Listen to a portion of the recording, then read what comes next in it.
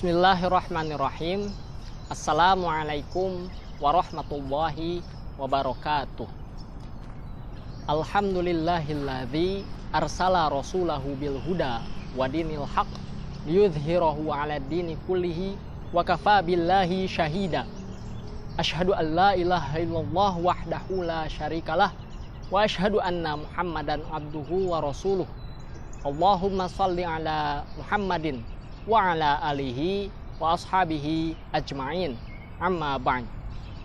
Sahabatku, pemirsa For Salim TV yang dirahmati oleh Allah Subhanahu wa Ta'ala dimanapun Anda berada, alhamdulillah, segala puji hanyalah milik Allah Subhanahu wa Ta'ala yang telah memberikan kenikmatan dan hidayahnya kepada kita semua, sehingga alhamdulillah pada kesempatan ini kita dapat memasuki bulan Ramadan, bulan yang agung, dan dapat beribadah saum, juga melakukan serangkaian aktivitas ibadah khusus di bulan Ramadan dan ibadah-ibadah lainnya. Tak lupa sholawat dan salam semoga senantiasa tercurah limpahkan kepada tauladan umat manusia baginda Rasulullah Shallallahu Alaihi Wasallam, juga kepada para keluarganya, para sahabatnya, para tabiin, tabi'in dan umatnya yang taat hingga akhir zaman. Amin ya Allah ya Rabbal Alamin. Sahabatku, judul edisi Omikron kali ini adalah jangan ada baper di antara kita. Sahabat, di dalam menjalankan komunikasi dan interaksi di antara sesamanya, manusia tentu tidak akan pernah lepas dari yang namanya nasihat. Memberi maupun menerima nasihat adalah hal yang lumrah terjadi di dalam sebuah komunikasi, baik dalam ruang lingkup yang terkecil sekalipun, misalnya di dalam keluarga, hingga ruang lingkup yang jauh lebih besar daripada itu, seperti pertemanan, persahabatan, kolega, rekan bisnis, rekan kerja, bahkan di antara rakyat dengan pemimpinnya sekalipun. Nasihat itu seringkali terjadi. Namun harus kita ketahui bahwa memberikan nasihat tentu membutuhkan energi yang besar ketika kita memberi nasihat. Sebuah nasihat, ia akan berimplikasi kepada dua pihak, yang dinasehatinya dan kepada dirinya sendiri sebagai pemberi nasihat. Nasihat yang diberikan tentunya haruslah atau hendaknya semata-mata ditujukan untuk kebaikan saudaranya, bukan karena motivasi yang lain atau tujuan-tujuan yang lain. Dalam arti, ketika memberikan nasihat, hendaklah mengacu kepada adab di dalam menyampaikan nasihat. Adab-adab menyampaikan nasihat di dalam Islam, di antaranya adalah dilakukan dengan tulus, ikhlas, tanpa pamrih, tanpa mengharapkan pujian, atau bahkan tanpa ada baper. Nggak boleh itu ada baper. Baper di sini dalam artian yang memberikan nasihat tidak boleh ada rasa iri, tidak boleh ada rasa dengki, atau karena pernah melakukan sesuatu si fulannya itu lalu dia berusaha memberikan nasihat kepadanya karena ada rasa dendam di dalam dirinya, lalu dia memberikan nasihat. Tidak boleh ada hal-hal yang membuat perasaannya itu terbawa ketika dia memberikan nasihat. Harus lurus, ikhlas karena Allah Subhanahu wa Ta'ala untuk kebaikan saudaranya. Jadi tidak boleh ada baper, jangan ada baper. Yang berikutnya adalah selain itu, sang pemberi nasihat juga harus mampu melaksanakan apa yang dia nasihatkan. Karena apa? Karena ketika si pemberi nasihat tidak mampu melakukan apa yang dinasihatkan, maka ancamannya oleh Allah SWT yaitu akan diazab di alam kubur. Na'udzubillahi min dzalik.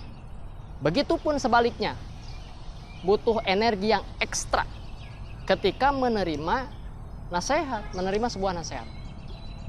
Jangan ada baper.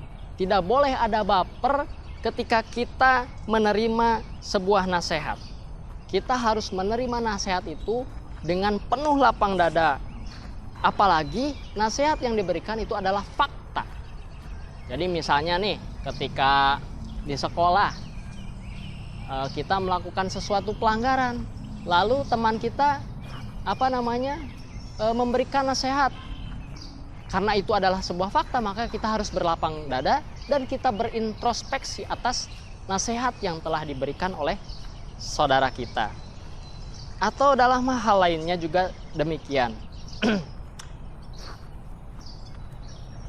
Juga kita harus menerima dengan sabar setiap nasihat yang diberikan oleh saudara kita, kalaupun ternyata nasihat itu adalah fitnah belaka atau praduga yang belum tentu jelas buktinya, belum tentu ada buktinya.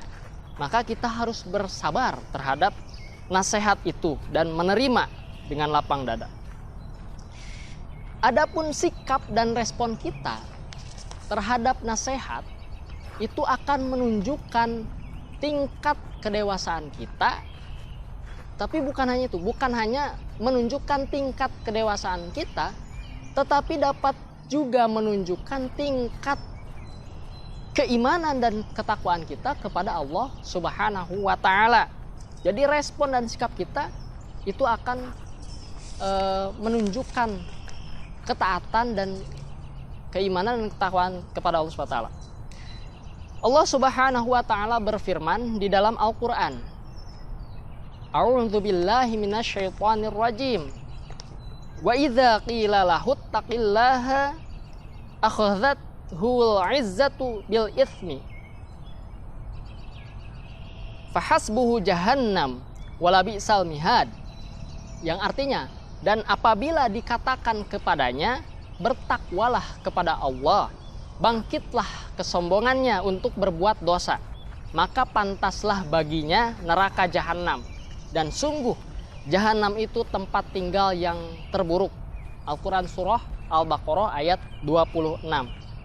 Jadi ketika ada saudara yang menasehati atau khotib menasehati ittaqillah, lalu malah muncul di dalam hatinya kesombongan atau malah jadi termotivasi untuk melakukan perbuatan dosa, maka ini bermasalah.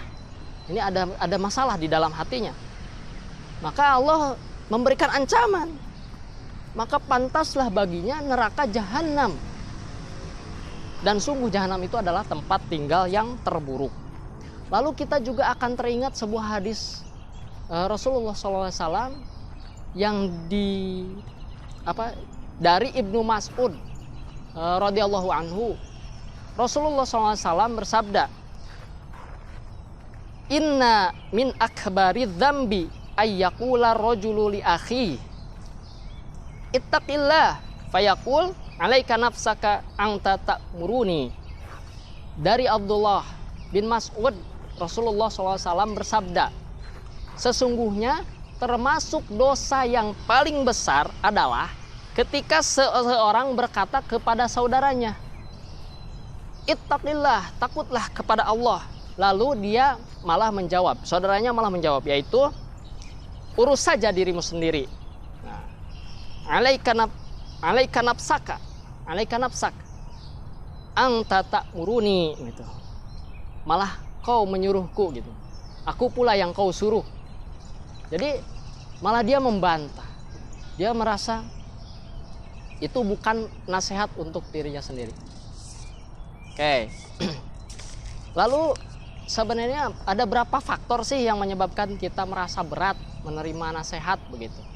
Yang pertama jelas, biasanya yang penerima nasihat itu merasa dia lebih terhormat, lebih tinggi kedudukannya, lebih tinggi derajatnya. Lalu yang kedua adalah dia merasa lebih hebat ilmunya. Atau yang ketiga, dia adalah orang yang sombong. Nah, ini yang paling sulit ketika dia termasuk golongan atau orang-orang yang sombong. Jadi di hatinya tidak akan pernah percaya terhadap kebenaran yang ditawarkan atau dinasihatkan. Jadi apapun nasihatnya, apalagi jika itu adalah nasihat tentang ketakwaan, maka telanlah, makanlah nasihat itu dengan sebaik-baiknya. Seraya kita sambil berpikir, kalau itu memang kebenaran, itu adalah fakta, maka itu memang jika itu fakta, jika itu pujian, maka itu hanyalah untuk Allah SWT. Pujian itu semata-mata hanyalah untuk Allah SWT. Tapi jika itu adalah hinaan, cacian, ya kita jelas introspeksi bahwa ternyata kita memang makhluk yang penuh dengan kehinaan.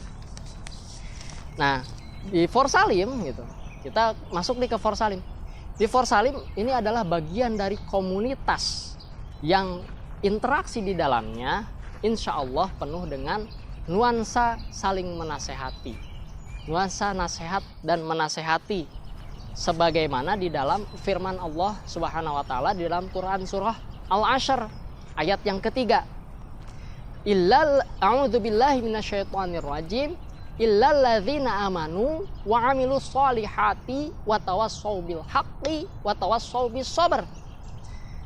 Yang artinya kecuali orang-orang yang beriman dan mengerjakan kebajikan serta saling menasehati untuk kebenaran dan saling menasehati untuk kesabaran. Jadi di sini garis bawahnya adalah wa tawassaw bil haqq wa tawassaw bis sabr. Nah, di sini Allah menjelaskan bahwa orang yang beriman itu adalah orang-orang yang mengerjakan kebajikan serta mereka itu saling menasehati baik di dalam kebenaran maupun di dalam kesabaran. Jadi ciri orang yang beriman adalah komunitas orang beriman itu adalah komunitas yang saling menasehati di dalam kebaikan, kebenaran, dan kesabaran.